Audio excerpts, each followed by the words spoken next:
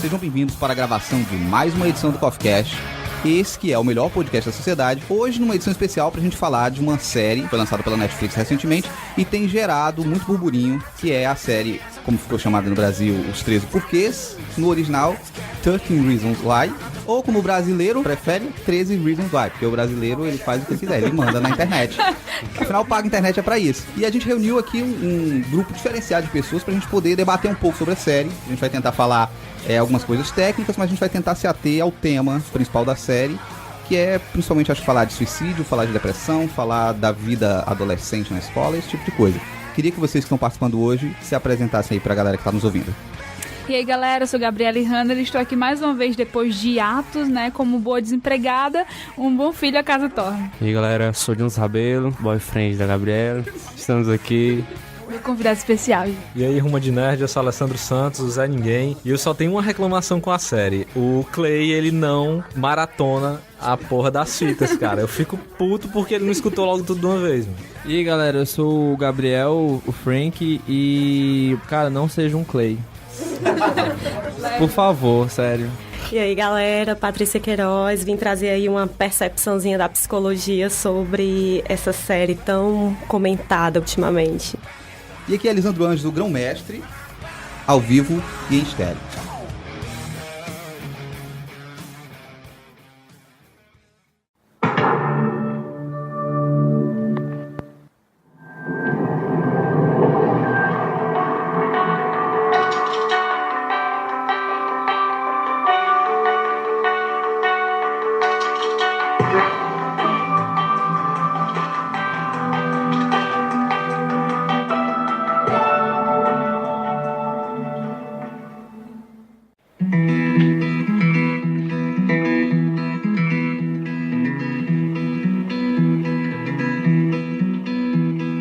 Oi, é a Hannah Baker. There's not a simple explanation for the things that I feel. Isso mesmo.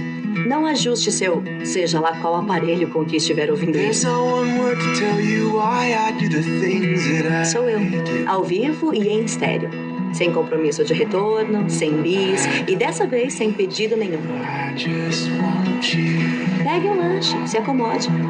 Porque agora eu vou te contar a história da minha vida. I can't love you, I'm too scared to.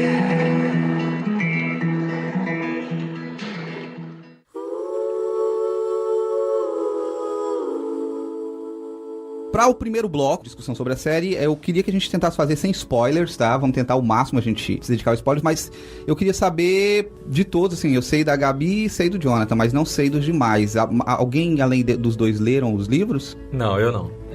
Eu Só a série. Eu só li algumas coisas sobre umas coisas que a Gabi me falou. Só isso mesmo. Assim. Eu já fiquei inteirada ali com ele no PV e deu certo. Tudo bem.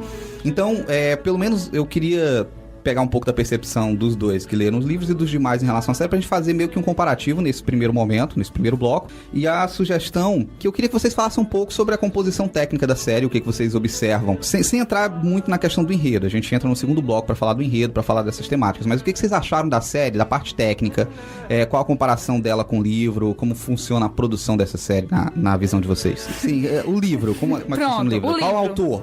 Jay Asher é o autor do livro Os 13 Porquês da Brasileirado. A diferença no enredo é tamanha, mas a gente não vai falar disso agora, né? Assim, o livro difere muito. Você sente que a linguagem do livro ela é mais adolescente, é menos adolescente? O que você sente? Não, o livro, ele, embora seja muito estranho falar isso, o livro, a linguagem dele é mais adulta.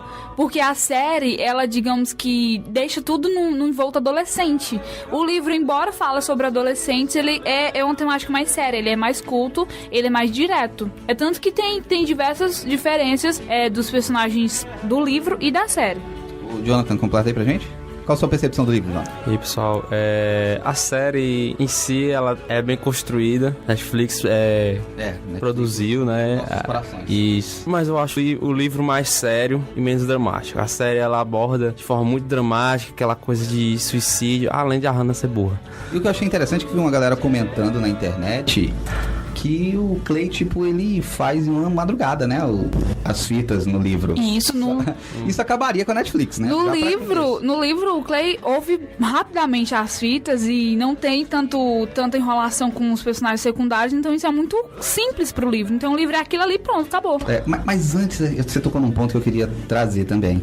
É enrolação, realmente, assim, falar dos personagens secundários? Eu acho que é uma das coisas mais fortes que a série apresenta. Olha... Tipo, filler, assim, é o arco filler e tem o arco principal, que é eu com a acho Hannah. que isso foi só pra faturar mesmo, porque o livro foi tão simples e aí eles quiseram aprofundar os personagens. Talvez. Termina claramente com um gancho pra uma segunda temporada.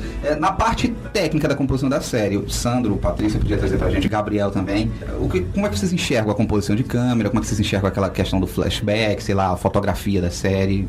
Vocês acham que ficou bacana? Essa parte eu achei muito legal. É spoiler falar do suicídio dela? Tá, tem umas coisas legais da fotografia que, tipo, antes dela morrer, nos flashbacks dela, tipo, a câmera tá totalmente colorida, tá uma coisa muito mais viva. E sempre quando mostra o presente, que é no caso que ela já tá morta e tudo mais, a câmera tá totalmente, assim, mais cinza, não sei, assim. Mais escuro, mais bem sombria, né? Bem mais escuro, mais sépia, assim. O rosto dos personagens, da iluminação, assim, tá uma coisa mais, assim...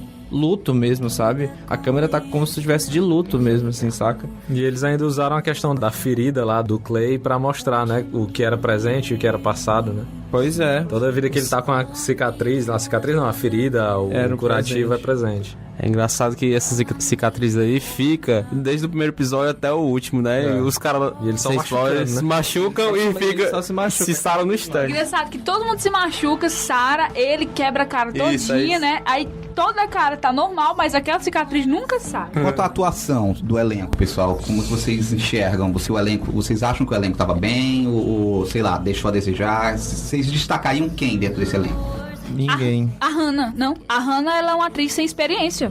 Foi o primeiro papel dela. O primeiro papel da Hannah. E ela não tinha lido o livro. Ela não estava a par da história e simplesmente deu um show. Pra mim, a Hannah deu um show. Pra quem não sabe da história, etc. Pra mim, ela foi a melhor personagem, assim. O resto dos atores, pra mim, vou falar, são um lixo pra mim. São muito ruins mesmo. Não, mas eu gostei. O Clay, ele desenrola. Não, o Clay, ele faz o personagem noiadão, assim. Eu demorei pra me adaptar com ele. O personagem dele, achei muito... Que não tá processando, e enrola. Eu só fico puto com ele a questão dele não escutar as fitas logo dele, entendeu? Isso aí eu vou reclamar até o final. Mas eu acho que ele desenrolou, principalmente os últimos episódios, ele manda bem. A Hannah também tá muito bem. Quem mais? O cara lá que é o fotógrafo, eu acho Tyler. que O Tyler. ele tá muito bem. E se a segunda temporada for a história dele, vai ser foda, viu? Porque o cara desenrola. Deixa eu só trazer aqui. A Hannah, que o pessoal tá dizendo, a Catherine Langford, a atriz que interpretou a Hannah Baker na série, eu vou concordar, assim, minha opinião, achei que ela realmente mandou bem. E eu meio que vou discordar de dizer que o ator que faz o Clay, trazendo o nome dele, o Dylan Minnette, eu já acho que ele fez um papel bacana. Acho que ele é o mais famosinho dos membros desse elenco. Acho que todos eles foram até razoáveis para um elenco tão jovem, para um elenco que não tem tanta quilometragem de gravações, né, de produções. Porém, alguns personagens eu senti que, sei lá, aquela japinha lá, eu acho que ela podia, por exemplo... Eu acho ela muito sem sal, não gosto. Mas eu gostei, por exemplo, a coisa falando do elenco, da composição do elenco, dessa pegada da Netflix de manter... A Netflix tem isso nas séries dela, de trazer o máximo de representatividade dentro do seu elenco, né? A gente vai ter asiáticos, a gente vai ter negros, a gente vai ter mulheres, a gente vai ter homens, a gente vai ter uma composição étnica da mais variada possível. No livro, é dessa forma? É definida essas etnias ou foi uma escolha da Netflix? Não, no livro não fala nada a respeito, só cita o nome dos personagens na hora. São só pessoas. Tipo assim, não tem nenhuma citação de personagem em outro momento, é só durante as fitas deles. Que o foco da história na história principal, não tem esse aprofundamento no secundário, né? Então... A gente acaba conhecendo menos desses personagens, né? E vocês sabem algum detalhe do envolvimento da Selena Gomez? Foi muito falado em cima disso. Porque o que eu ouvi aqui, o livro do J.E. Asher é de que ano? É de 2007? 2007. O livro de 2007. Os direitos foram comprados pela Universal. A ideia é que fosse um filme a princípio, produzido pela Universal. Chegou a ser pensado nisso, num filme com a Selena Gomez no papel principal, de Hannah Baker. Olha... Graças a Deus não rolou, né? Ia ser trash. A maravilha que não ia ser. Só que, sei lá, por detalhes ou forças divinas, não aconteceu. Graças a Deus. Os direitos saíram e a Selena Gomez gostou do roteiro e parece que o que eu ouvi foi isso. Não sei se é um fato. Não pode dizer, Gabi. Eu tô falando demais, você não acha, não? Claro, fale. Ó, na verdade, a Selena Gomez, ela tinha lido o livro e falou pra mãe dela que tinha gostado muito, falou de toda a história, que ela se identificava porque tinha sofrido bullying. E aí a mãe dela se interessou.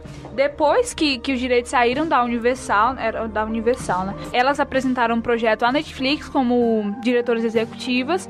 A Netflix gostou muito da história. Só que a princípio seria o filme, né? Com a Selena como a Hannah, o Dylan O'Brien como o Clay. E aí tem até um trailer meio estranho na internet que você olha muito sem sal. Então a Selena, ela não quis participar do papel da Hannah porque todo mundo ia ver não como a história do livro, e sim como a história dela. E na verdade ela queria passar aquilo que o livro estava falando e não aquilo que ela queria contar. Por isso que ela optou por não ser a personagem principal. Graças a Deus. O que eu ouvi também em relação ao livro do Jay Asher é que ele escreveu o livro porque ele teve uma situação de suicídio na família, de tentativa de suicídio. Uma tentativa de suicídio. E que parece que a pessoa que cometeu era uma parente dele, né? Isso. Na verdade, era a sobrinha dele. E ela tentou cometer suicídio, mas ela não conseguiu. E aí, depois desse episódio, ele conversou com ela e tal. E aí, ele teve a ideia de fazer um livro sobre isso. Só que, pra ele, era uma história muito completa. Uma tentativa de suicídio. Aí... É fato que essa sobrinha dele, né? Ela gravou as fitas porque o que eu ouvi, o que chegou a informação, uma colega minha, a Elis, vou até citar porque se estiver errado aqui, ela vai ouvir e vai dizer, olha, ela disse que a sobrinha dele gravou fitas falando dessas consequências, assim, ou do que ela sentiu, mas não no formato das fitas da Hannah. Não, de acordo com a entrevista do Jay, ele falou que ela escreveu uma carta, não com porquê, só se despedindo, e o episódio da fita veio meses depois, ele estava em algum... Parece um jogo, não lembro muito bem a história. Mas eu sei que ele recebeu algumas fitas. E aí ele viu essas fitas gravadas e tal. Teve uma ideia de ligar uma coisa a outra. Ele tava dirigindo muito rápido.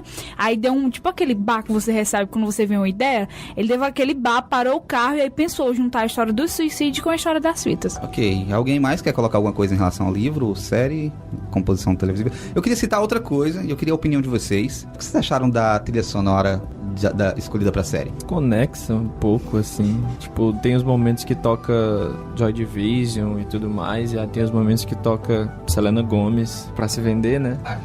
Com certeza. Mas tem uns momentos... Mas eu acho a trilha sonora é um seriado adolescente, né? Então é muito adolescente, assim, sabe? Mas pra um seriado adolescente é uma trilha sonora decente, assim, quase. Assim. Desconexo é decente? É um desconexo decente. É um desconexo decente. Pronto, podia ser melhor, na minha opinião. Podia ser bem melhor. menos Não, podia ser menos eclético pra mim. Pra mim é eclético até demais, assim, sabe? Se ela tivesse na bad, assim, rolava Los Hermanos. Isso, tocando sentimental, sabe? Pessoalmente gostei, sabe, da trilha. Mas eu concordo nisso, né? Eu entendo que é uma série que tem um público-alvo muito claro, que é o público adolescente. Apesar de que é uma série que vai funcionar pra adultos também. Mas, enxergando a série dentro da proposta dela, que é se comunicar com o público X... Eu acho que a trilha, ela se encaixa. Não tem como dizer como a trilha foi ruim. Só que eu queria ouvir os demais também. Sandro, Patrícia, o Gabi, Jonathan. Eu não reparo em trilha sonora. Foi mal, só. Eu não escuto, né? Gente, é porque quando a gente bota no catálogo da Netflix, né? Aí você esquece... Sabe, vai beber água, vai fazer alguma coisa. Aí começa já... Agora eles estão com esse negócio, né? Fica rolando a música no fundo. Fica rolando a música, o trailerzinho. Aquela música de abertura, tipo... Me quebrou, cara. Eu presto atenção mais na... É porque eu presto atenção mais na composição mesmo de cena, né? Na fotografia, na interpretação. Aí eu não me ligo muito na trilha, não. E pra fechar, então, o que você tem a dizer pra gente da composição de cena, da fotografia? A fotografia é legal, como o Gabriel falou, da questão do flashback, né? Que tá no passado, no presente. É legal. Eu acho que... É tudo bem decente, como disse o Gabriel, é decente. Eu acho que não tem muito erro, assim, de enquadramento. Eu gostei bastante. Não teve nada que me incomodou, assim, durante os episódios. É bem legal. Eu acho, tipo, decente porque eu não conheço esses atores. Deve ser atores novos, assim, que não tem muita quilometragem, como tu disse. Talvez o diretor, o produtor... Tipo, são pessoas meio novas, assim, nesse mundo, e o Netflix é um mundo gigantesco já, sabe? E pra um seriado assim, prestou, digamos assim, pro público que eles quiseram atingir, prestou até bastante, assim. A questão técnica, eu acho que, assim, eu daria destaque à questão fotográfica mesmo, né?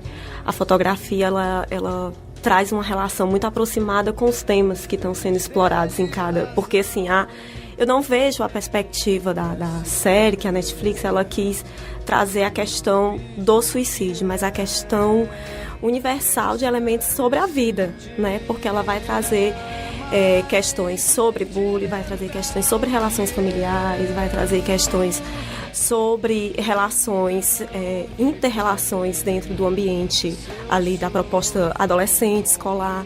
Então, é uma relação muito sistêmica que ela traz, não é só a questão do suicídio, né? Então, assim, a fotografia, para mim, talvez tenha sido o elemento de maior destaque na questão técnica, né? Questão de trilha, eu tô muito na vibe Sense8, então, ultimamente, então, eu nem me recordo muito bem, porque quando a gente assistiu, né, a gente maratonou, foi no primeiro fim de semana 13 horas seguidas. Foi.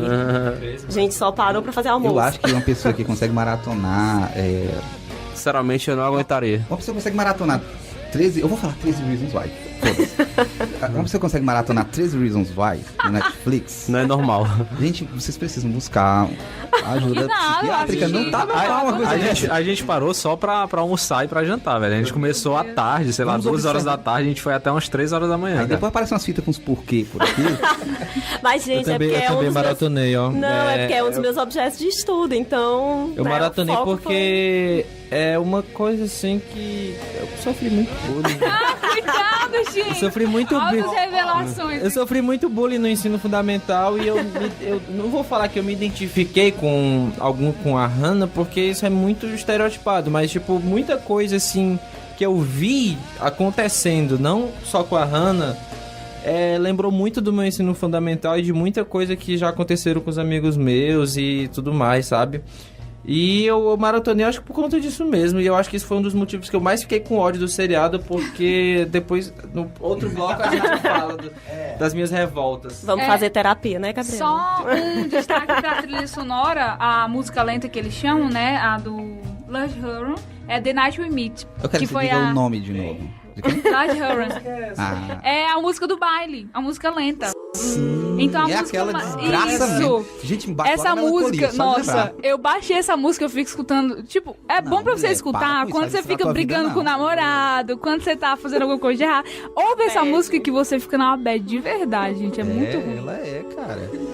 Então, eu acho que é isso. Primeiro bloco, acho que a gente pode encerrar. Tem mais alguma consideração que vocês acham que seja relevante pra gente colocar? Ao meu ver, eu não percebi. Eu posso falar aqui? Fala sim. Eu não percebi. Eu sou músico. Eu não percebi a trilha sonora por causa que eu estava com você, Jonathan. Ótimo. Eu não percebi porque eu tava tentando mastigar. Isso. Eu tava tentando mastigar as informações que a Hannah falava. Toda hora ela falava.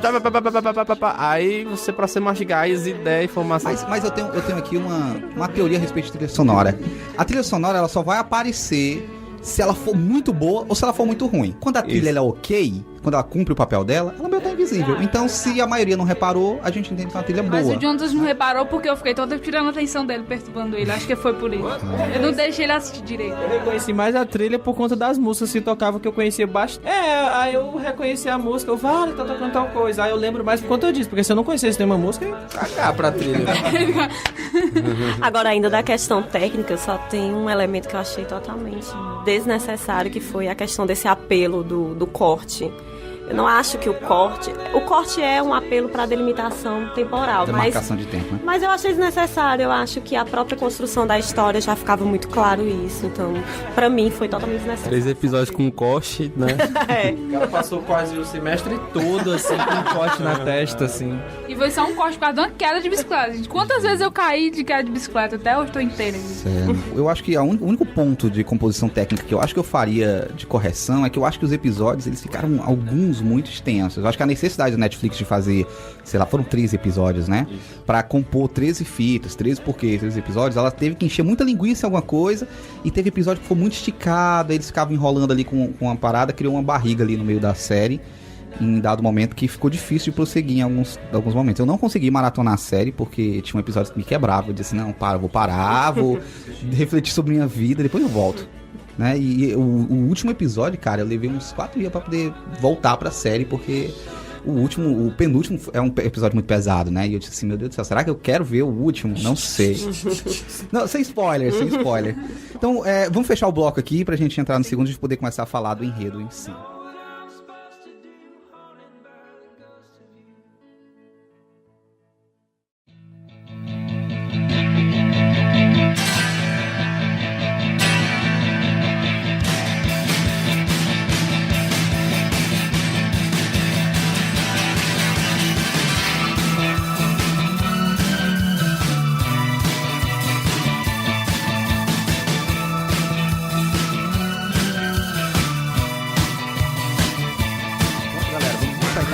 Bloco, onde a gente vai, com spoilers, começar a discutir em relação à série mesmo.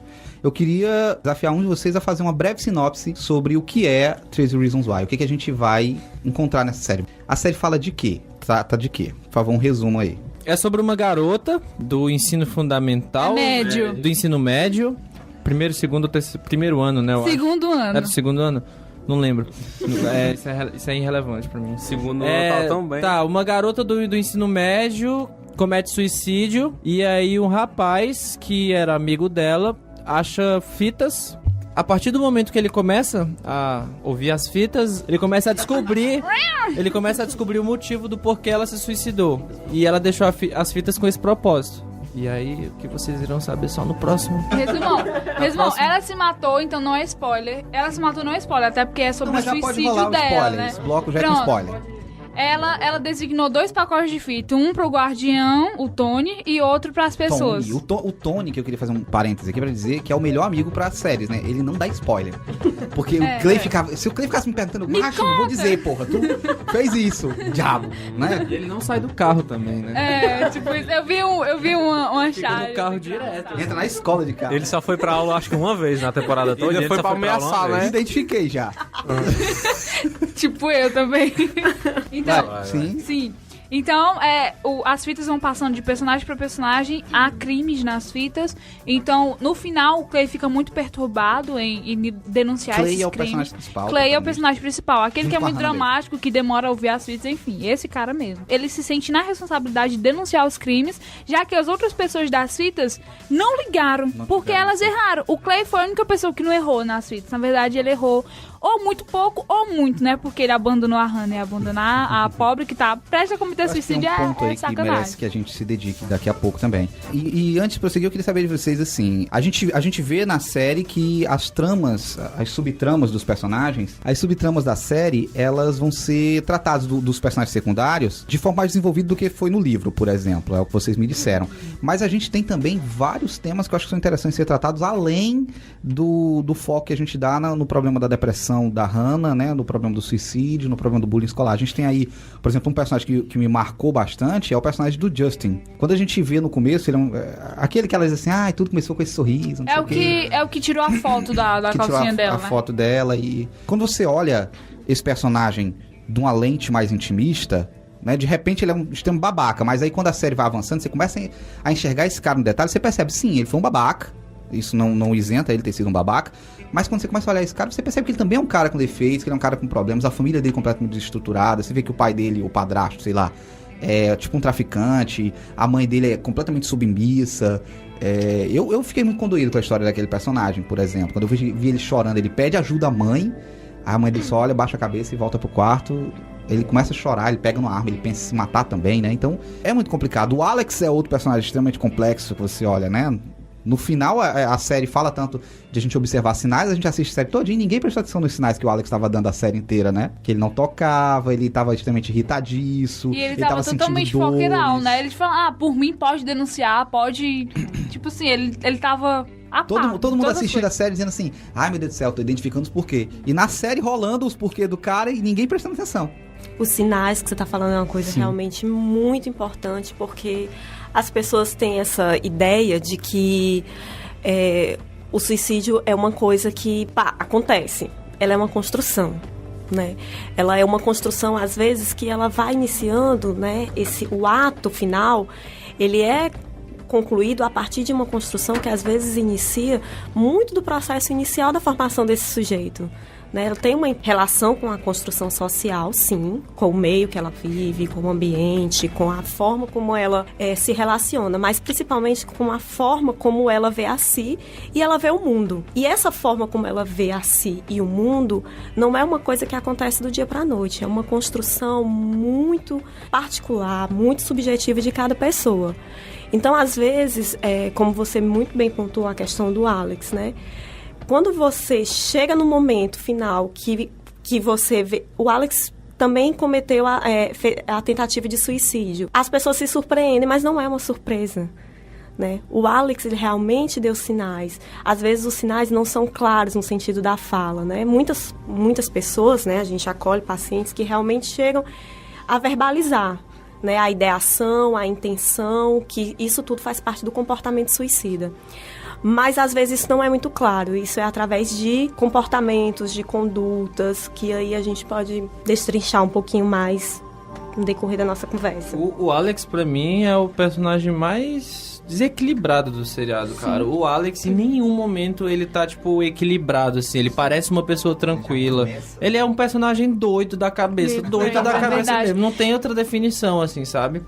E, tipo, quando aconteceu a cena do... Se ele se matou ou não, porque... eu acho que é difícil ele sobreviver num tiro da cabeça. Eu fiquei, tipo, chocado. Tipo, fiquei, caralho, mano. Não uma coisa que eu não esperava isso acontecer. Porque eu imaginava que algum personagem ia se fuder muito pra ter um plot na segunda temporada, porque me disseram que tinha um plot. Aí, quando eu vi que o Alex sumiu... que o Alex sumiu e tudo mais, eles disseram, o Alex deu um tiro na cabeça. Cara, eu fiquei arrepiado. Eu fiquei, puta que pariu, mano. E tava claro. Aí depois veio um monte de flash, assim, vendo as coisas, mano, tava muito na cara, assim, sabe? Mas a série deu um gancho muito importante, porque eu lembro, a Patrícia falou muito certo mesmo, porque o Alex, ele veio dando sinais a série inteira. Mas no último episódio, não sei se vocês lembram, o Tyler, o fotógrafo, sim, ele compra armas, ele tem quase que um arsenal de armas dentro da gaveta dele. E comunica com outro problema que é muito comum nos Estados Unidos, né? Que é aquele negócio do armamento. E tem aquela questão de que de vez em quando você vê um adolescente que vai lá e comete um massacre, né? É outra vertente desse modelo social que é desenhado no universo escolar, por exemplo, de opressão, do bullying, né? De uma pessoa que não é ouvida ou que não tem voz, né? Mas diz, Gabi, que eu interrompi. Sim, então o Alex, ele tem essa história de que ele levou um tiro na cabeça, mas será se... Aí a série dá um gancho. Será se foi ele que deu um tiro na própria cabeça? Eu acredito que sim, porque mostra o Tyler. O final do Tyler, ele o Tyler tirando a foto. Ele tira a foto do Clay. Isso, mas por quê? Entendeu? Porque ele vai matar os outros. Não, presta atenção. Eu entendi se ninguém sabia... É assim, na série... Só quem sabe, só quem fica sabendo da notícia é o tutor, o conselheiro, né? O diretor da escola. Peraí, são só eles que ficam sabendo da notícia. Justin. E o Justin, isso. Então, o Clay, o Tyler, ele não sabia que o menino tinha levado um tiro na cabeça, se ele tivesse dado um tiro na própria cabeça. Então, pode ser que ele tenha dado um tiro. Então, isso é o que a gente pode descobrir na segunda temporada, né? Pode. Seria um plot twist, eu acho. Pouco provável. Mas... Eu acho que não. Enfim, eu acho que ele tira porque mostra uma das cenas que tem um cara lá fazendo bullying com o fotógrafo, que eu esqueci o nome agora. Montgomery. Aí o Alex chega e defende ele. Eu acho que ele tira a foto justamente por... Não vou matar esse cara porque esse cara foi um dos poucos que me defendeu. E o resto eu vou meter bala. Eu acho que é mais ou menos isso aí. Fortalecendo essa perspectiva que o Sandro trouxe, né? Columbine... Teve essa série me remeteu muito à questão de Columbine, porque aconteceu isso, né? Tem um livro que foi lançado, se eu não me engano, ano passado, da Sue Claiborne, que é a mãe de um dos assassinos de Columbine, né? E a Sue, ela, na descrição, porque o livro é biográfico, sobre a questão dela como sobrevivente, né? Então, a Sue, ela fala que os meninos, porque foram dois, né? O filho dela e outro... durante os ataques, eles fizeram isso. Teve uma pessoa, um colega deles que eles encontraram no estacionamento. E eles, cara, vai pra casa, porque aqui vai rolar. Ele deu o aviso, porque o que vai rolar aqui, você não precisa participar. Então, assim, quando eu visualizei isso na série, me remeteu muito à questão de fazer essa referência a Columbine, porque eu também tive essa leitura de que ele fez essa eliminação, né? O fotógrafo fez essa eliminação do Alex por isso. Porque em Columbine eles também fizeram a eliminação do cara, porque o cara... Porque ele retirou o Alex. Ele tirou a foto do Alex. Sim, por isso que as pessoas pensaram que talvez o Tyler tenha atirado no Alex. Porque o Alex teve esse momento de empatia com ele, né? E se ele tem essa ideia, essa idealização em mente, né? Que pode ser uma segunda temporada, a gente não sabe, né? Seria até mais interessante, porque ia abordar outras perspectivas também, né? Se eu for arriscar, eu acho que no começo da segunda temporada eles resolvem a questão do Bryce. Eu acho que ele vai ser preso. E eu acho que a gente entra nesse plot do Tyler mesmo. Ou não, viu? Ou não, né? A questão do Bryce é uma questão muito comum, muito mais do que o que a gente imagina na construção social jovem que a gente tem hoje em dia. Geralmente, já pode falar sobre as questões psicológicas? Geralmente, cara, essa situação do Bryce, a justiça que acontece mesmo é a exclusão social, assim, que as próprias pessoas fazem. Porque principalmente agora que tá aqui no Brasil, né? Que tá mais difícil uma pessoa que estuprou alguém ou fez algum abuso sexual em alguém ser preso, assim, porque, tipo, aqui no Brasil, se a pessoa não tiver mais a prova, tipo, se a pessoa não tiver uma prova mesmo, quem denunciou que vai se fuder, entendeu? Não a pessoa que fez o crime. Porque pode ser injúria de formação, né? Se não tiver prova, sim, justamente isso, se não tiver prova é injúria, mas de qualquer forma, assim, é muito difícil não diria muito difícil, mas não é muito o caso que quando uma pessoa ela é estuprada, ela fica com marcas no corpo, porque depende do estupro. O estupro não precisa ser uma coisa absurdamente pesada, entendeu? Só da menina tá, tipo, dormindo, então, só de não ter consciência já é um estupro, entendeu? A pessoa pode não dizer não, a pessoa pode não ligar e tudo mais, só que só da pessoa não querer, na cabeça dela, isso já é um estupro. Ela não precisa demonstrar que não quer. Não, deixa eu só corrigir aqui, na cabeça dela não. Não, é um estupro, ponto. Não, é um estupro, ponto. Não que na cabeça dela é um estupro, na cabeça dela não querer, entendeu? É isso que se não há consentimento. Se não há consentimento, não importa a forma, se bateu, se não bateu, se sei lá, sabe? É por isso que pra mim é um assunto muito delicado, porque eu não acho que a justiça resolve isso. Porque além disso, questão da reeducação social da pessoa dentro da prisão. Todo mundo sabe que, não só no Brasil, o sistema cárcere do mundo não é uma coisa tão boa assim, sabe? Principalmente nos Estados Unidos, assim, que deve ser uma coisa horrível. Agora com esse doido na presidência. esse lourão ali. Laranja. E geralmente, assim, as pessoas que saem da prisão, elas voltam a mesma coisa. Que eu não acho que um cara que estuprou uma mulher, ele vai pra prisão e volta, tipo, eu tô curado. Entre aspas, assim, sabe? Porque se a pessoa for pra prisão, se ela for pra prisão, porque ainda tem essa situação, porque geralmente é muito difícil acontecer dele ir pra prisão, porque tem a questão também da mulher não querer admitir, entendeu? Ter medo disso, do que pode acontecer com ela. Diz, André.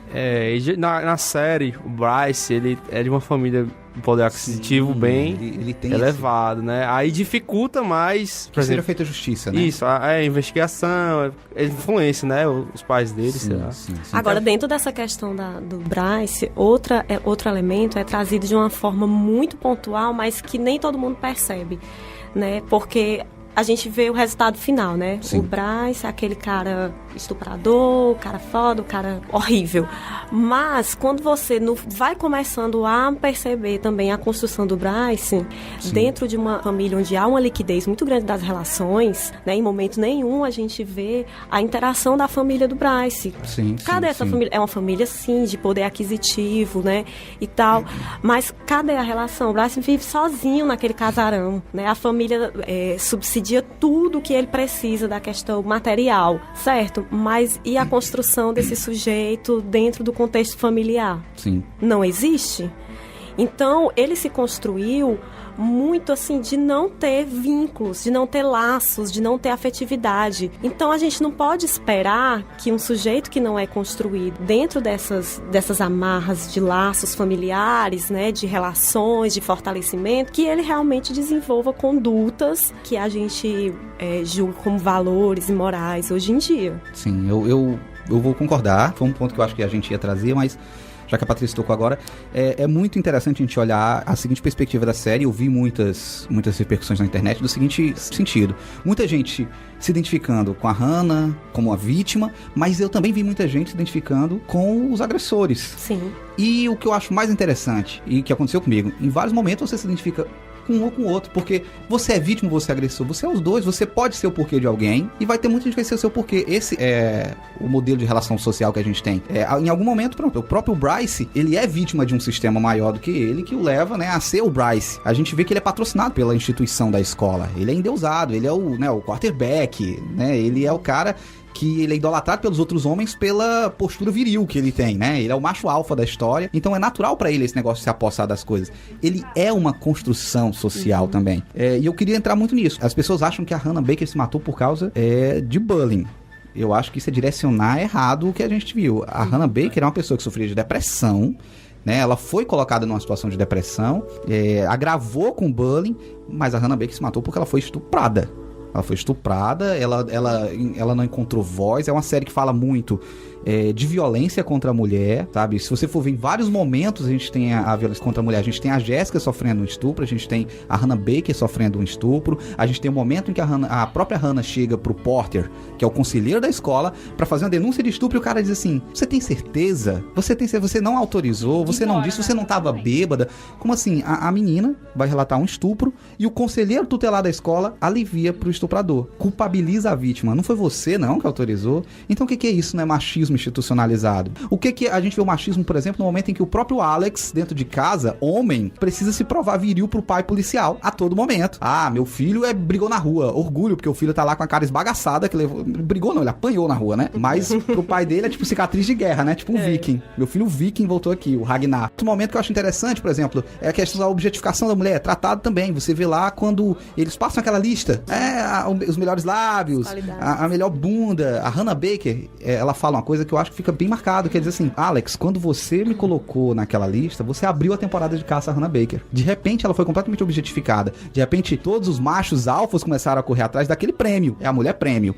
Então é uma série que em vários momentos, de forma tangencial, acaba tocando nessa questão da violência da mulher. A gente tem uma trama forte aqui se desenvolvendo. A Hannah, assim como o Bryce, assim como muitos daqueles personagens, são vítimas de um modelo machista que a gente tem instaurado socialmente, que forma homens para serem machistas e forma mulheres para serem vítimas, né? E que acaba vitimizando as mulheres, na verdade, fazendo as mulheres vítimas. Não que seja uma escolha, mas que a mulher muitas vezes é colocada nessa situação. Queria então abrir para essas discussões recorrentes. A gente vai falar de bullying, de depressão, de violência contra a mulher. O suicídio, ele é um elemento dentro de um mar de coisas que está acontecendo ali. A gente vai ter machismo, a gente tem a questão do alcoolismo sendo tratada, a gente tem a questão da realidade estudantil, a gente tem a questão dos sinais da depressão que são demonstrados. Por que o pai e a mãe da Hannah Baker não repararam que a filha deles estava passando por essa situação? A gente tem a questão do individualismo, a gente tem a questão da dificuldade das pessoas, porque o suicídio é um tabu, porque a depressão é um tabu, das pessoas não falarem. A própria Hannah nunca buscou ajuda.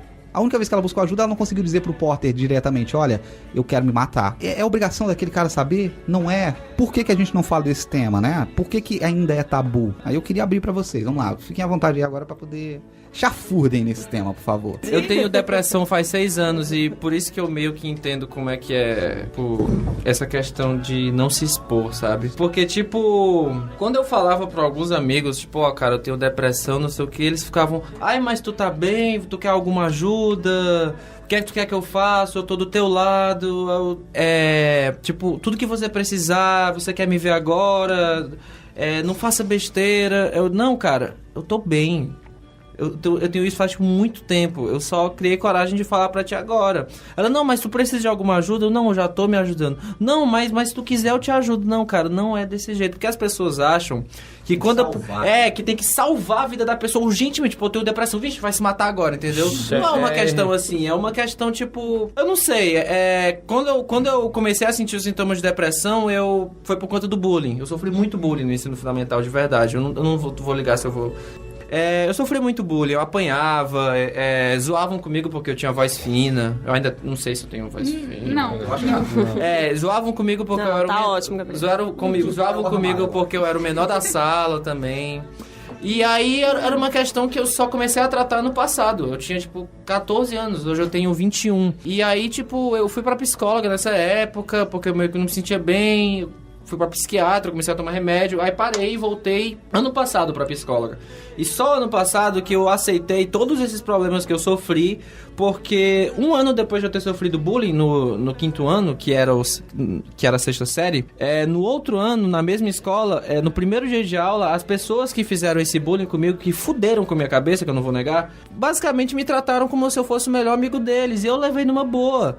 E só no passado que eu aceitei, assim, cheguei no Facebook, cara, porque a gente combinava pelo menos 2 vezes no ano a gente se encontrar, com uma reunião, entendeu? Eu cheguei, cara, não quero mais, é massa o que eu tive com vocês, mas vocês fuderam com minha cabeça, bicho. Eu tô aceitando isso agora. Conseguiu? Consegui, eu mandei a real mesmo, assim, mas eu não falei pessoalmente, eu mandei isso no Facebook, eu bloqueei todo mundo, assim. Eu fiquei, cara, não quero mais saber, desculpa, vocês desgraçaram minha vida.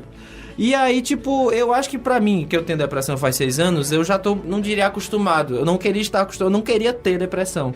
Mas eu já tô acostumado como é a situação e tudo mais. Mas pra uma pessoa que tá começando a ter uns sintomas, porque existem vários tipos de depressão, tu me corrige se eu estiver errado. Sim. Existem vários tipos de depressão, que é você vê o sintoma de cara e daquela que você nem percebe direito, assim, sabe? Eu não sei os nomes, assim, os termos, depressão latente, não sei o que, aguda, alguma coisa assim, que minha psicóloga já falou. E eu acho que, se você começar a perceber os sintomas de uma pessoa que tem depressão, o isolamento social, falar muito pouco nas redes sociais, agora que existe rede social, né? A questão de não comer direito, não dormir direito, tomar banho muito pouco, começar a ver uns cortes, porque geralmente acontece corte quando a pessoa tem depressão. Eu já me cortei muito também, não vou negar. Eu realmente vim pra esse podcast, assim, com tudo, assim, sabe? É muito foda, cara, porque depressão / suicídio é muito tabu. Porque quando a pessoa tá com depressão, automaticamente a outra pessoa já pensa que ela vai se suicidar e fica desesperada, entendeu? E eu acho que esse desespero não ajuda a pessoa, faz ela piorar. Porque a cabeça de uma pessoa com depressão não é uma cabeça normal como uma pessoa que não tem depressão. Ela pode estar num momento super bem e do nada ela só pensa em morrer, desaparecer, sumir. Não existe um motivo aparente, assim, sabe? É só a falta de... Qual é o hormônio? Serotonina. É só a falta de serotonina no corpo, melatonina e por aí vai. E é básico. Eu já tô falando demais, vou falar demais. Não, pode falar, tá legal. Esse podcast vai ter 3 horas de duração. E, foda, assim, como a sociedade ainda trata a depressão em pleno 2017, sabe? Como tabu, é um tabu, é quase como uma maldição. Eu já terminei muito relacionamento porque a pessoa não conseguia me aceitar do jeito que eu sou. Ele não conseguia lidar comigo. Aí, sei lá, a pessoa ia pra minha casa, a gente tinha uma noite maravilhosa, blá, blá, blá, blá, blá, e no outro dia ela voltava e eu tava todo cortado e ela não conseguia entender. Eu cheguei, cara, eu também não consigo entender. Desculpa. É só uns deslizes que eu tenho, não tem motivo e tudo mais. E aí, já terminei muito relacionamento por conta disso, assim. E eu queria perguntar pro Gabriel e queria também que a Patrícia ficasse intermediando também essa fala. É o seguinte, o pessoal tem falado muito na internet que a série ela pode ser prejudicial para pessoas que, por exemplo, estão em condição de depressão ou sei lá, que tem tendências suicidas. Você, enquanto uma pessoa que vive o problema, e Patrícia, enquanto uma pessoa que lida, né, com pessoas em estado de depressão, vocês concordam em 100% com isso? Ou existe algum fator positivo que a série pode trazer para as pessoas? Você, Gabriel, pessoalmente, lhe incomodou? Você se sentiu como, por exemplo? A cena de suicídio da Hannah me fez não dormir por 3 dias seguidos, lembrando porque eu acho que foi desnecessária a forma que foi mostrada. No livro, a Hannah toma comprimido, né? E se mata. Ela toma comprimido e morre. E, não precisa mostrar como é que ela vai se cortar, porque eu já vi muitos casos na internet, não direi muitos, mas pra mim 20 já é muito. De gente que se matou por conta desse seriado, sabe? Que tava mal e assistiu o seriado e foi um gatilho pra pessoa e não dá mais pra mim. Um caso de uma universidade daqui, eu não sei quem foi a pessoa, mas eu também não vou falar qual universidade foi, qual faculdade, de uma pessoa que se matou por conta de aqui, que assistiu, maratonou e depois se matou. Não sei se ela se cortou, whatever, não importa. Acabou com a vida dela. Não, eu não acho que o seriado trata essas coisas assim de uma forma boa, porque não dá nem... Não mostra que a Hannah tem depressão. Se ela se mostrasse que a Hannah... Não, cara, a Hannah se fode e ela fica se aproximando mais ainda das pessoas. Isso não era pra mostrar isso, era pra mostrar que a Hannah tá mal, sabe? Não precisava ela ter sido estuprada pra ser, tipo, o ápice dela. Tipo, com essas coisas leves que ela sofreu, o seriado já podia mostrar umas coisas pra, tipo, ó... Isso não é bom, gente, sabe? Tipo, mostrar que meio que um isolamento da Hannah, sabe? Para as pessoas, que é o público adolescente, não é um público muito inteirado, assim, ainda nesses a não vacilar também. Principalmente, eu acho que o seriado devia mostrar mais, devia não, né? Porque não vai ter mais. Devia mostrar mais quão fodida a cabeça da Hannah tá. Não mostra quase nada, assim. Só mostra depois que ela é estuprada e é um episódio. Depois do depoimento do Gabriel, né? A gente acaba pegando alguns elementos para fortalecer o que a gente conhece, né? O que a gente pesquisa, enfim, sobre a questão do sujeito, né? Eu trouxe para vocês assim, alguns dados da OMS, né, a Organização Mundial da Saúde. Ela é a instância máxima para questões de saúde pública, e o suicídio ele é hoje tratado como uma questão primordial de saúde pública, né? Atualmente, há registros de que anualmente 1 milhão de pessoas se matam no mundo, né? E até 2020 há uma estimativa de que esse número chegue a 1,5 milhão de pessoas no mundo. Mas esses números, né, apesar de serem gritantes, a gente acha um número grande, mas ele ainda é muito subestimado. Porque a OMS, ele pega esses registros a partir dos países que passam. Existem países que sequer comunicam. Então, esse número não é real ainda, né? É um número bem aquém do que realmente acontece. Outro elemento, assim, bem pontual, né, na questão de números, é que dentro dessa perspectiva a gente tem uma média de 1 morte a cada 40 segundos por suicídio. Então, só enquanto a gente está fazendo aqui esse momento, muitas pessoas já cometeram suicídio no mundo. E para cada pessoa que comete o suicídio, pelo menos 10 a 25 tentativas acontecem. Ou seja, a cada 3 segundos tem alguém tentando suicídio. É uma questão muito, pelo menos pelo olhar da psicologia, tratada pelo não dito. Todas essas pessoas... Basta né? a gente observar que sempre quando a gente sabe de uma situação de suicídio, a gente não sabe pelas vias comuns, a gente sabe a meia boca, né? As pessoas não falam muito. É um tabu social, não só na mídia, até no ambiente familiar. Se ocorreu Principalmente. suicídio, né? As pessoas elas não falam a respeito. E eu perguntei esse silenciamento a respeito de um tema, que é um tema pertinente, que faz essa quantidade de vítimas que a Patrícia trouxe pra gente. É de fato saudável a gente não falar? Ou será que... Eu também entendo que, como o Gabriel falou, né? Falar da forma errada pode ser uma coisa extremamente prejudicial. Só que eu acho que também não falar é um problema. Acho que é tentar encontrar esse equilíbrio, né? Principalmente em questão, a isso que você falou, né, da questão das não notificações, o que é que acontece? Ele é um tabu justamente pelos elementos que vêm a partir da forma como a pessoa cometeu o suicídio, né? Então, para a família, você pontuou a questão da família, né? Por exemplo, nos hospitais, os atestados de óbito, quando o paciente chega porque cometeu suicídio, muitas vezes ou é causa ignorada ou é porque a família tem vergonha. A família tem vergonha realmente de dizer ou de expressar para a sociedade que no entendimento dela, aquela pessoa foi fraca ou aquela família foi incapaz de perceber, ou enfim, né? São diversas, inúmeras. Então, culpa, a questão de vitimização, né? São elementos que pesam muito para a família para poder ela discutir sobre esse assunto, né? Você perder um parente, um ente querido, já é algo muito adoecedor, né? O meu foco de estudo, plano de fundo é suicídio, mas eu estudo em especial os sobreviventes. Quem são os sobreviventes? Qual é o tema do seu TCC? O tema do meu TCC é um estudo sobre o impacto, né, a ressignificação dos papéis dos sobreviventes diante o fenômeno do suicídio. Então, assim, o que são sobreviventes, Patrícia? Aqui, nessa sala, muito provavelmente, todos nós somos sobreviventes. Sobreviventes não é só a família, né? Sobreviventes somos nós que já perdemos um colega de trabalho, um colega da escola, um amigo, um primo, um pai, uma mãe, um irmão.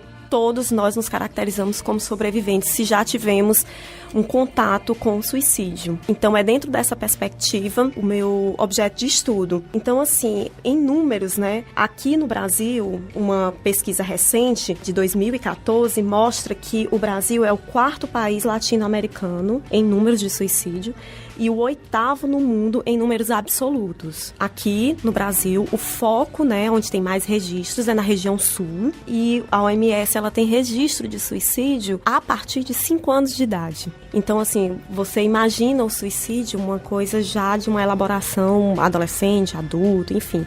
Mas existe registro na OMS que apontam que crianças de 5 anos de idade já cometeram suicídio, né? Então, você começa a pensar que é uma questão muito maior atribuir casualidade ao suicídio é muito complicado. Eu diria até que é impossível você atribuir casualidade, porque o suicídio ela é uma questão multifatorial. É uma construção, ela é uma resposta a uma construção existencial. Que quando a pessoa chega no momento do suicídio, já tem uma história pregressa. Sim, até ali, né? Sem dúvida. Esses elementos, né, a questão do bullying, a questão da violência, eles são o que a gente chama de elementos precipitantes. O que são esses elementos precipitantes?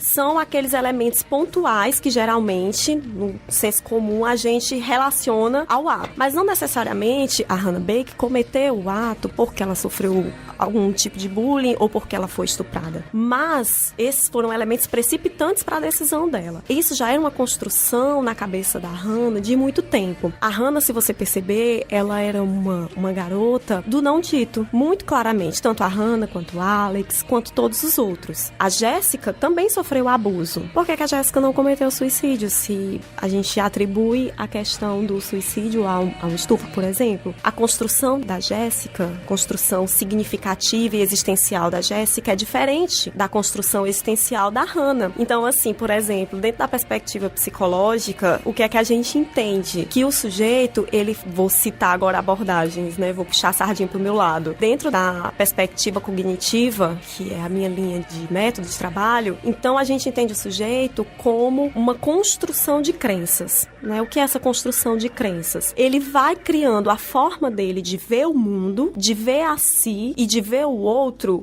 É muitas vezes alterada pelo fator da doença, né? Ele vai sendo alterado constantemente, né? A crença, ela é uma coisa que ela começa a ser construída ainda na infância, na forma como ela se relaciona com os pais, com o entorno dela, na escola, na família, né? E essas crenças, ela tá atrelada muito a essa construção da forma de ver o mundo. É a questão muito subjetiva. Então, por exemplo, não dá pra dizer que eu e a Gabi, por exemplo, como irmãs, morando na mesma casa, mesmo tendo o mesmo tipo de criação, vamos ter a mesma construção de crenças. Não. Por quê? Porque a crença perpassa a questão da subjetividade do sujeito. Então, assim, alguns sujeitos são mais vulneráveis que outros. Existe uma dúvida que me surgiu e eu, aproveitando a sua presença, para perguntar. Existe algum estudo, por exemplo, que indique que existe alguma predisposição genética ou não? Isso é, de fato, visto hoje, a tendência ao suicídio como um fator puramente social ou nesse âmbito familiar, por exemplo? Existe algum estudo que aponta que é genético ou não? Não, assim, no caso de sobreviventes, filhos de pessoas que cometeram o suicídio, ou pai ou mãe, né? Não é nenhuma questão genética,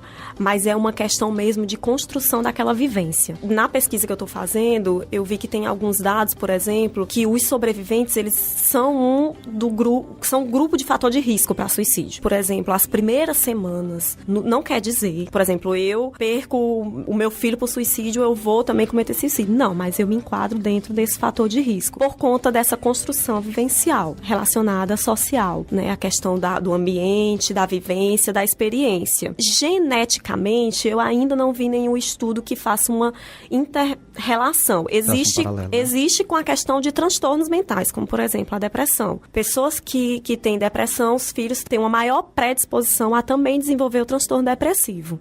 O Gabriel, ele deu o depoimento dele em relação relação à questão do transtorno depressivo, está sim associado, em muitos casos, de suicídio, mas também não é um elemento determinante. Não existe elemento determinante. Existem fatores.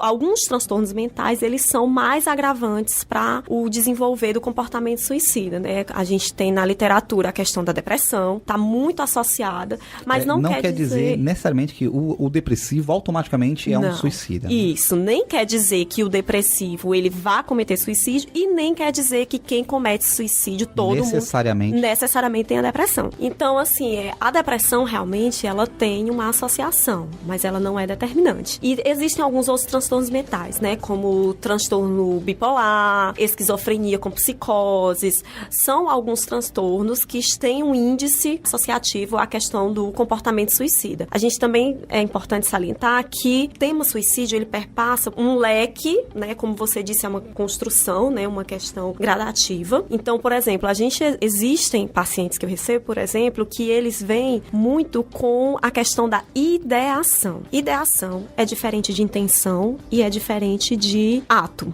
A ideação, ela vem num nível onde a pessoa experiencia só os pensamentos. Aaron Beck, um dos fundadores da terapia cognitivo-comportamental, ele relaciona a ideação e o comportamento suicida a crenças de desesperança. Então, todos os sujeitos que estão acondicionados dentro dessa questão do suicídio, para Beck, eles estão sim desenvolvendo crenças de desesperança e, em segundo grau, crenças de desamparo, de desamor. A gente vê muito isso na relação da Hannah. Uma questão de fragilidade, né? Vulnerabilidade. É uma questão de fragilidade, assim, a pessoa se torna muito frágil a tudo, assim, tipo, se torna muito mais sensível, vulnerável, sabe? Sim, sem dúvida. E a própria percepção, assim, do mundo, assim, isso. É uma coisa muito difícil das outras pessoas verem isso sem você mesmo se estudar e querer se ajudar, entendeu? Eu queria falar, por exemplo, que foi dito aqui no começo, por exemplo, que a Hannah é burra. É muito complicado, né? Na hora, eu me tremi todinho porque é muito complicado. É uma pessoa que tá numa situação de uma doença. Ela não tá tendo a percepção plena de como tá a situação dela. Eu não falo isso, mas eu acho isso, sabe por quê? Se acuse, John. Não é porque... Eu vou defender meu namorado agora. Não, mas sabe o que é? Que a gente tava assistindo a série, a gente comentava por quê? Porque a Hannah... E não aconteceu só uma vez com ela em relação aos homens da escola dela, né? Todos eram de um mesmo grupo. Então todos tinham... Todos eles... Eu não tô dizendo que isso é normal. Tipo assim, se nós estamos no mesmo grupo, nós temos o mesmo comportamento. Não.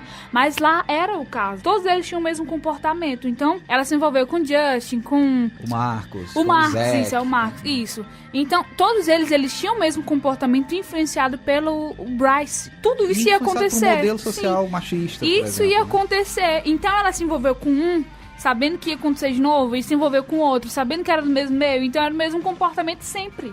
Então ela buscava ajuda, ela buscava saídas em pessoas, sabe, que não... Ô, Gabi, você tá falando de uma pessoa, você tá falando de um adolescente que não tem a plena formação. Em construção, a vulnerável. A necessidade de aceitação é absurda. Ela queria ser aceita no grupo que desse mais visibilidade, no melhor grupo, do descolados, e aqui uma aspa enorme. Aquele era o grupo. Quem é que não quer ser admirado? Quem é que não quer fazer parte desse grupo? Quem é que quer ser o loser? Ninguém. Então, em alguns vão gerar um distanciamento e outros vai querer aproximação. Ela era do tipo que estava querendo ser aceita dentro daquele grupo. Mas aí e a gente tem que ver também que em vários momentos a própria percepção da Hannah estava distorcida. Isso fica claro numa cena, por exemplo, do Zack, que ela descreve na fita que ele pegou o papelzinho com a cartinha que ela mandou e jogou no lixo. E quando ele fala com o Clay, ele diz, não, tá aqui, ó, na minha carteira. Eu guardei. Isso. Quer dizer, a percepção de uma pessoa que tá num estádio de depressão... Ela dissocia. Ela nem sempre vai condizer ao fato em si. Ela tá percebendo o mundo por um prisma, muitas vezes, que é um prisma da desesperança, né? Isso.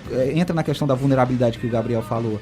A pessoa, ela tá num estado em que ela não consegue olhar e perceber as coisas por um olhar otimista. E pra você que tá ouvindo, por exemplo, se você é uma pessoa que se encontra nesse quadro, assim, complicado a gente se colocar na posição, como o Gabriel falou, do salvador. Ninguém é salvador de ninguém. É uma questão, é uma doença, onde você precisa de um tratamento, existem tratamento especializado, tem especialistas para cuidar de você. Então, é buscar esses cuidados. É uma questão de convivência também. Você vai conviver com essa condição da depressão e em vários momentos você vai ter que enxergar que nem sempre você vai conseguir fazer só. O Gabriel tem essa vivência faz 6 anos, né, Gabriel? Na verdade, eu penso como se fosse no meu caso. Eu não penso nem como no caso dela, mas se isso acontecesse comigo, eu ia querer prejudicar minha moral sempre com os mesmos caras? Ou eu ia tentar mudar? Da Gabi Pois saudável, é. né? Será que a Gabi, num estado de depressão extremo, ia conseguir sequer perceber que tava fazendo isso? É verdade. Desse da Hannah é burra, não sei o que, tipo, eu acho que é meu pai, não vou negar. Até agora tá me cutucando. Mas ele chamou a Hannah de burro lá fora, viu? Só pra constar, eu lembro. I remember. Até agora tá me cutucando aqui. Eu não acho que ela seja burra. Eu acho que é uma questão como o Elisandro falou e como a Patrícia falou, que todo mundo no ensino fundamental quer ser aceito. Aí imagina, quem seria aceito? Uma menina totalmente isolada do mundo ou uma menina que tenta pegar os gostosões do time de futebol americano? E isso é muito inconsciente, sabe? Esse comportamento, ele não é uma coisa que, mesmo que a Hannah tivesse em plena funcionalidade, ela elaboraria, não, assim, assado. O nosso comportamento, a gente elabora muito a psicologia funcional e disfuncional, né? O nosso comportamento tido funcional, mesmo ele sendo funcional, a gente ainda não elabora muito bem os passos que a gente dá, né? Às vezes a gente dá um passo em relação a um carinha ou em relação a alguma decisão e depois a gente diz assim, nossa, como eu fui burra de cometer esse tipo de coisa, né? Como eu fui burra. Cara da Gabi, olha aí, Jonathan. Mas não é essa a questão, né?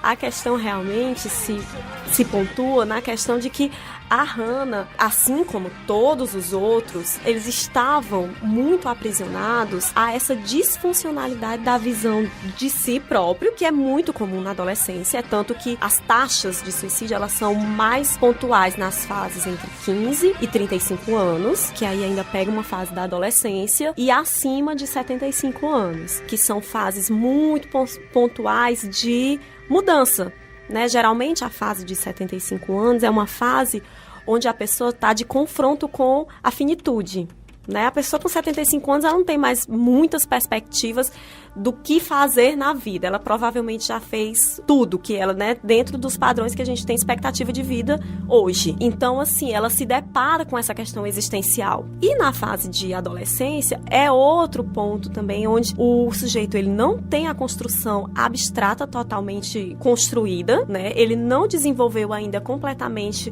a ideia de que situações são contingências passageiras, que tudo pode ser resolvido. Então, em algumas situações, por conta da vulnerabilidade ou de um transtorno ou de um condicionamento social, enfim, ele vê no suicídio uma saída, mas não uma saída, ele não vê o suicídio, ele não atribui o sentido de morte. Nos bilhetes suicidas, enfim, a gente vê muito como um sentido mesmo de libertação daquele sofrimento. Eu perdi 2 amigos meus pro suicídio e o bilhete deles, assim, é sempre, eu vou ficar muito melhor, não se preocupe e tudo mais. É como se ele tivesse encontrado a paz, assim, como se o inferno fosse realmente aquilo. Sim. E pra ele é. Pra ele é, e o paraíso fosse a pós-vida, critério, né? E é uma coisa que as pessoas têm falado muito em relação à série é o fato de ela romantizar, né? De ela glamorizar a ação do suicídio. Vamos dizer, por exemplo, que a Hannah agiu com vingança, por exemplo, querendo causar o mal, ou não, outros dizem, ela só está relatando os eventos da vida dela. Mas eu não sei qual a perspectiva dos demais, queria ouvir de vocês. A minha visão é sim, que em dado momento, por exemplo, até mostrar a cena do suicídio da forma como foi feito, você meio que tá apontando o suicídio como uma fuga. Em nenhum momento fica claro que não é. Deixa entender que, olha só, ela cometeu o ato de suicídio e olha aí, ela mudou a vida de todo mundo com o suicídio. Ela fez as pessoas questionarem, como se ela fosse uma mártir. E eu não sei se essa abordagem é uma abordagem saudável para uma atitude que levou ao fim da vida de uma pessoa, né? Assim, a OMS, ela tem realmente o SUPRE, né, que é onde formula manuais, tanto para a área de saúde quanto para a área da mídia, de como tratar assuntos relacionados a questões de saúde, transtorno mental. E o SUPRE, em 2000, ele desenvolveu um manual para mídia, direcionado para mídia, sobre como deve ser tratado, principalmente a questão do suicídio. Realmente, a série, para uma pessoa que está em acometimento, né, em transtorno, em ideação, a forma como ela foi abordada eu diria que ela é, no mínimo, perigosa. A questão, por exemplo, de esse fortalecimento na cena, essa romantização que você falou, ela realmente existe. Mas o ato, ele não é nada romântico. Muito pelo contrário, ele é violento, não só na questão física, mas ele é uma mutilação muito mais psicológica, tanto da própria pessoa quanto de todas as pessoas que estão envolvidas na situação, né? Então, até mesmo para um sobrevivente, talvez assistir a série seja algo muito forte, muito difícil. Então, assim, a série, eu não vou jogar pedras porque é uma produtora artística, né? Então, ela vai usar os artifícios que ela tem para conseguir o objetivo dela, que foi esse, né? De ter uma grande repercussão. Mas, a nível realmente de saúde, ela pecou muito. Por exemplo, entre os episódios, uma coisa que eu senti muita falta seriam alertas. Como ela faz os alertas? Só em 2 ou 3, não foi? No final, e ele só faz alertas sobre, por exemplo, são cenas fortes e tal. Mas eu digo alertas mesmo de, se você está se sentindo assim, procure ajuda e indicar um canal de ajuda. A gente tem a CVV. Até indica no final, né? No episódio final eles indicam, mas eu acho que fica tão perdido que assim, eu só fiquei sabendo que tinha indicação do CVV depois, com a repercussão da internet. Porque eu não vi. Não é nem no último, não. É no que eles fazem, que são os atores falando isso. Depois eles fazem. Mas é um episódio que nem todo mundo viu também, né? Pois é. Então, assim, não, durante mesmo os intervalos dos episódios, eu acho que seria fundamental que tivesse tido esse tipo de intervenção. Teria dado um outro tino para a série, sabe? A questão da finalização, né? A forma como ela foi, principalmente a cena final, né? A cena do ato final da Hannah, até destoa do próprio livro, né? Porque o livro, ela toma medicação, é uma coisa até menos impactante, entre aspas, né? Visualmente, porque na cena ela realmente corta os pulsos, é uma coisa muito forte de ver, muito violenta. Então, assim, esse manual da OMS, ele pontua, por exemplo, essa questão da exploração do cenário. É uma coisa totalmente que deve ser desconsiderada segundo a OMS. Ela não deve ser pontuada. Alguns casos, eles têm uma repercussão muito grande na mídia. Mas, às vezes, quando ele repercute da forma errada. Por exemplo, quando está associado a celebridades que cometeram suicídio, né? Kurt Cobain, Marilyn, Robin Williams, né? São figuras de peso. Um fenômeno que o pessoal chama de efeito Werther. Né? Efeito Werther. Então, o efeito Werther, né, foi a partir de uma obra de Goethe, de 1774, se eu não me engano, né, era um livro. E essa obra dele, né, o herói da história, por questões amorosas, né, no livro descreve que ele acaba cometendo suicídio. Então, houve uma identificação na época muito forte. A mídia na época eram livros. Ele era um livro, então, se eu não me engano, foi esse o caso. Os Sofrimentos do Jovem Werther. Pronto. Então, foi nesse caso, ele cometeu o suicídio com um tiro e, posterior ao lançamento do livro, muitos outros jovens da época cometeram. Patrícia, você acha realmente que o efeito Werther, ele é possível de ser associado com a questão do efeito 13 porquês? Não, porque a sociedade, ela se modifica também. A construção se modifica também. Eu não posso dizer que ninguém irá ou cometeu o ato suicida a partir de assistir do movimento que foi a série. Mas também eu não acho que seja associado da forma como foi associado com ele, porque há uma configuração social diferente, uma leitura social diferente. Eu não vejo uma relação tão forte para associar pontualmente esse elemento. Mas eu só queria finalizar em relação à questão do suicídio ainda, né? Dentro dessa questão dos fatores de risco, né, que eu falei da construção das crenças, né? Enfim, a gente falou dos transtornos mentais, que geralmente tem alguns que são fortemente associados, questão da depressão, bipolaridade, psicoses, mas existem também elementos de construção sociocultural, né, que são os precipitantes que eu falei. Estado civil, dentro das pesquisas da OMS, é um elemento também, são elementos bem pontuais na pesquisa sobre a característica dos indivíduos, né? Então, por exemplo, como se fosse um perfil, digamos assim. Então, por exemplo, divorciados, viúvos e solteiros. Né, pessoas divorciadas, viúvas e solteiras. É um quadro mais recorrente dentro da perspectiva do suicídio. Aí você já vê questões relacionadas. É porque ele se divorciou? Não, não é porque ele se divorciou.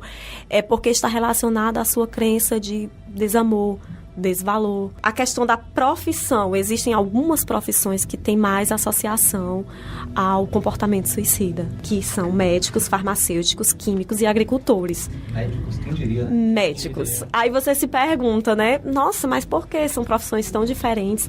Elas têm elementos que convergem entre elas, como, por exemplo, todos esses profissionais, eles têm um acesso muito fácil a método. Ele tem um acesso muito fácil a métodos, né? Médicos, farmacêuticos, químicos e agricultores. Aqui no Brasil, né, os agricultores, o método de suicídio mais recorrente é através de ou medicação ou então de venenos, né? Mas tem um nome, agrotóxicos. Então, assim, perda de emprego também tem uma relação.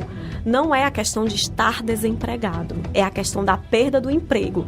Por quê? Porque a perda do emprego ela vai se relacionar com crença de desamparo, de desvalor. A imigração, né? Não necessariamente a imigração de país, mas a imigração, quem vem do interior, isso aqui no Brasil é muito recorrente. A minha experiência como sobrevivente do meu familiar está muito atrelado também à questão de imigração. Era um primo que veio do interior e teve toda uma construção aqui e acabou culminando nesse ato final. Cabe aqui, né? E os estressores ambientais, né? Relações familiares, que aí a gente vê a questão lá do Justin, é um fator de risco muito forte, essa destruturação. O Alex é uma pessoa que ela é totalmente vinculada a essa questão do não dito. O Alex, ele não tem autonomia. O Alex, ele não toma decisões sobre nada. O pai dele é aquela figura patriarcal, castradora, que limita a forma do Alex de ver, se comportar, e ele só baixa a cabeça e sim, senhor. E isso é realmente extremamente adoecedor. Então, assim, para você que tá ouvindo a gente, transtornos mentais ou ideações, talvez sejam situações, muito provavelmente, que você não vai conseguir lidar sozinho. Só um adendo, só pra tu me relembrar mesmo o que são ideações mesmo. Pronto, as ideações, ela tá relacionada muito a pensamentos. Quando eu penso que eu não tenho mais valor e que eu não preciso mais estar junto com a minha família, porque a minha família só sofre se eu estiver aqui.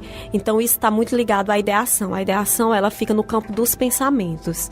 Ainda não existe necessariamente uma estratégia, um planejamento. O planejamento, ele vai no campo da intenção. Quando o paciente ele chega com, eu já pensei que eu posso comprar uma arma e fazer assim, quando eu estiver em casa sozinho, e tal, isso a gente já considera como intenção. Ele já tem um planejamento de como é que ele pensa em fazer aquilo. Então, ele já saiu do campo da ideação e foi para a intenção. Mesmo que ele não faça, mas... Mesmo que ele não faça.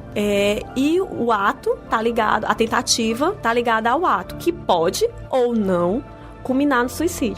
Outro dado importante é que a questão de gênero, né? Homens, realmente, eles se matam mais, muito por conta dos métodos que eles utilizam. Os métodos que eles utilizam são mais letais. O método fala muito sobre o sujeito.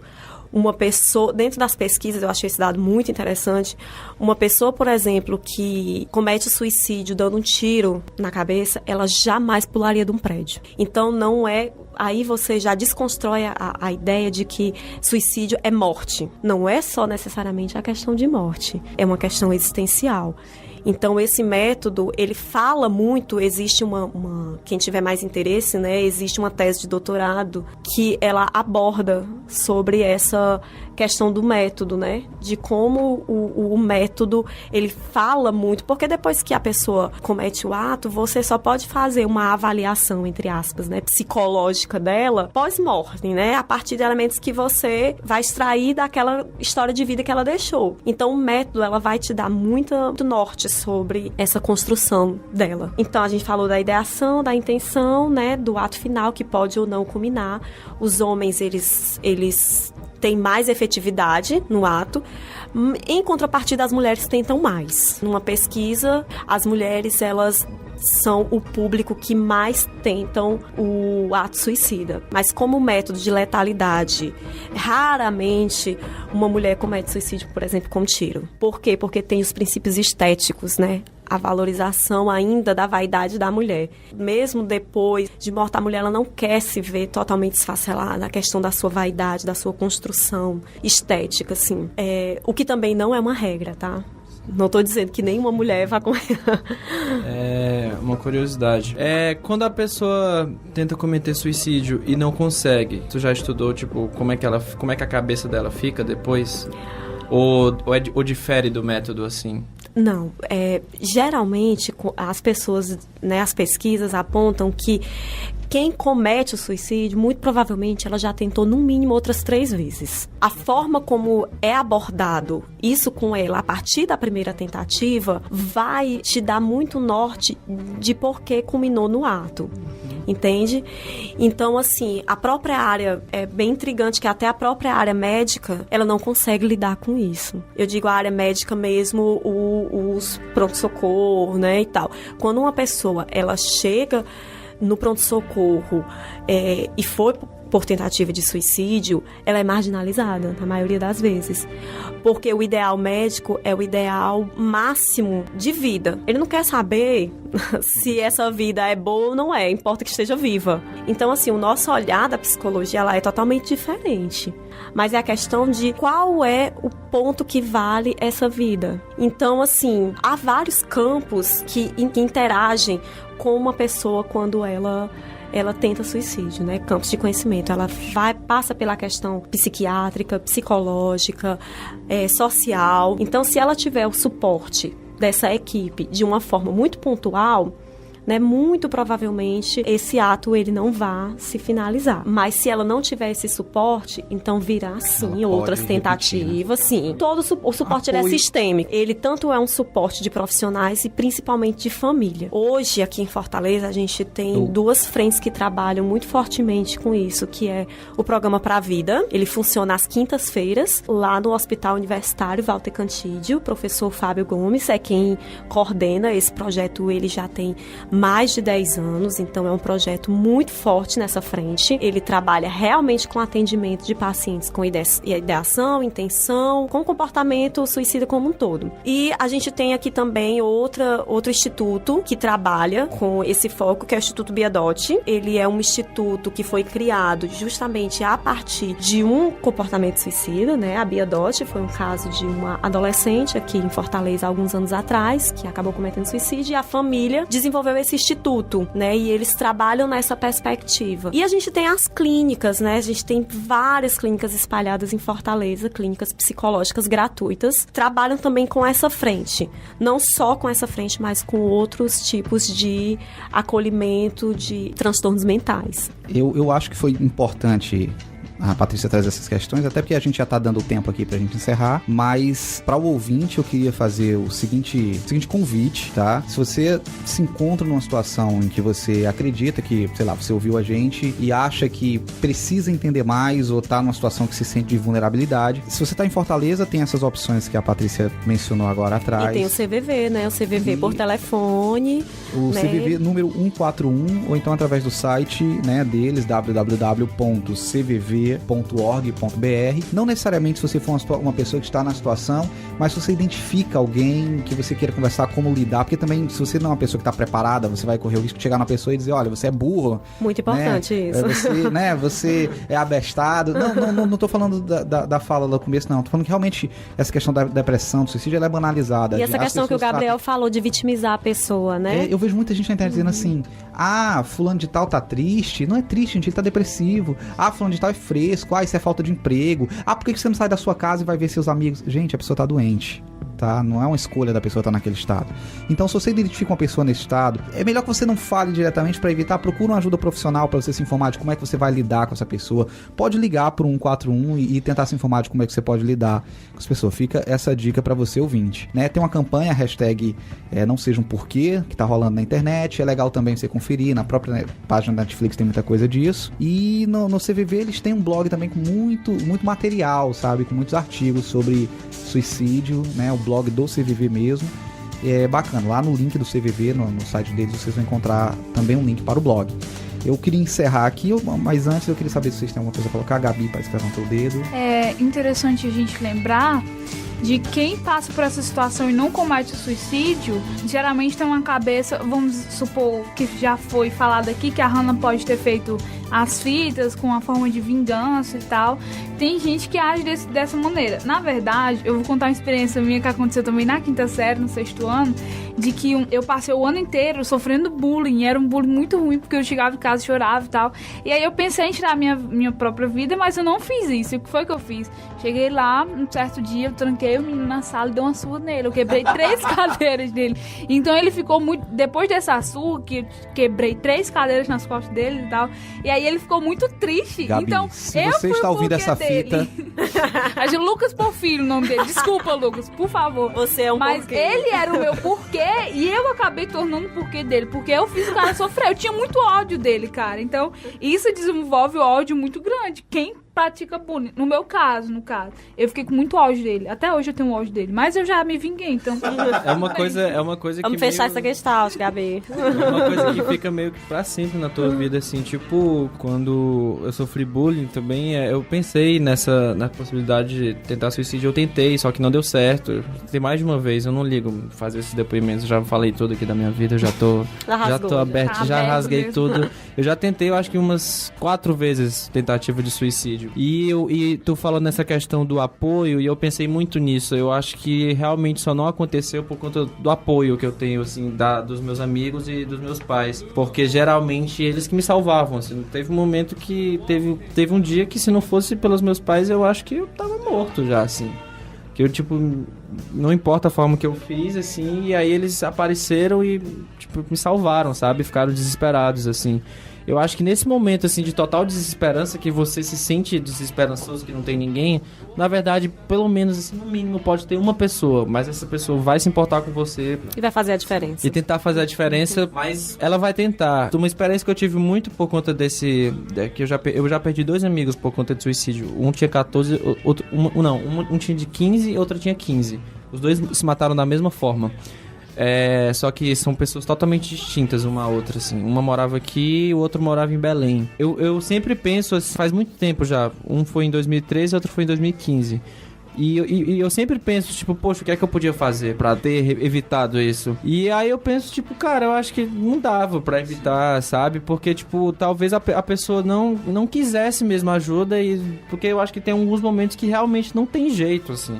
E eu sempre penso, poxa, cara, era uma pessoa de 14 anos que usava droga e tudo mais, e todo mundo levava isso como uma coisa muito boa, como se ele fosse fodão. E ele se matou. Do nada, sabe? Tipo, eu liguei uma vez pro número dele, porque tava rolando no Twitter, assim, que ele era meio conhecido, que ele tinha sumido. Aí eu liguei, quem atendeu foi o tio dele. Ele disse, o fulano cometeu suicídio, não sei o que. Eu fiquei acabado. E até hoje eu sofro por essa experiência, eu fico desesperado quando eu vejo algum amigo meio mal, assim. Fico desesperado mesmo. Tipo, mesmo que eu enche o saco da pessoa, mas eu vou tentar, tipo, cara, não faz isso, pelo amor de Deus, sério. Porque só colocar aqui, de completar o que o Gabriel tá dizendo o seguinte, realmente às vezes você não vai poder fazer nada, não tá na sua mão, uma decisão particular da pessoa. Não se sinta Mas culpado. se você identifica, faça isso, né? Procure essa ajuda profissional, você procure um psicólogo para conversar, nem que você não seja essa pessoa, né, que tem as ideações. Você conhece alguém que tá nesse estado,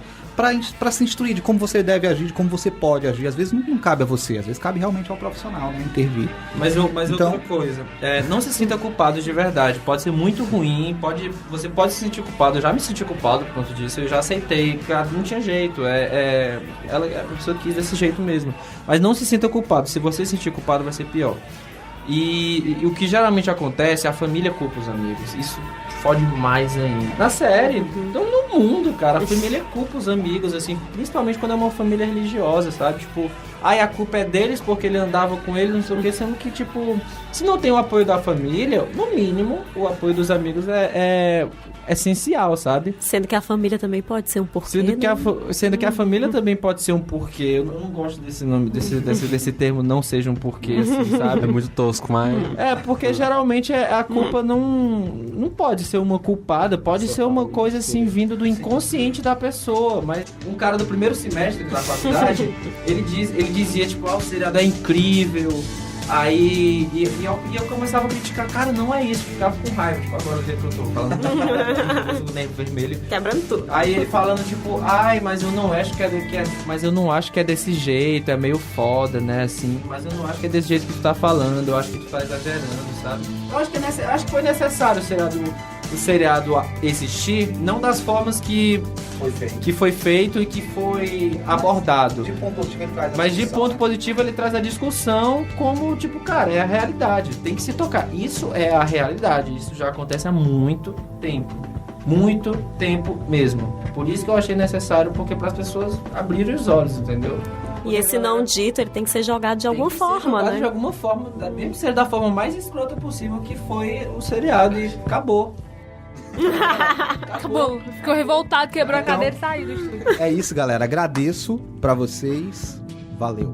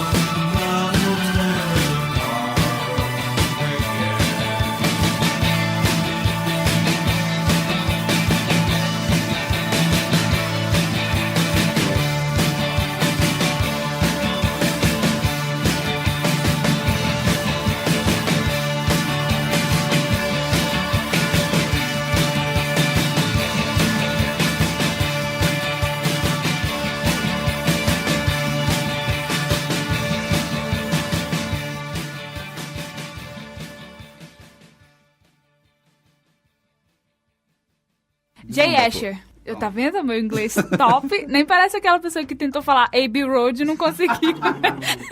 Enfim. A partir do momento que ele começa a ouvir as fitas, ele tenta... É uma questão de corta.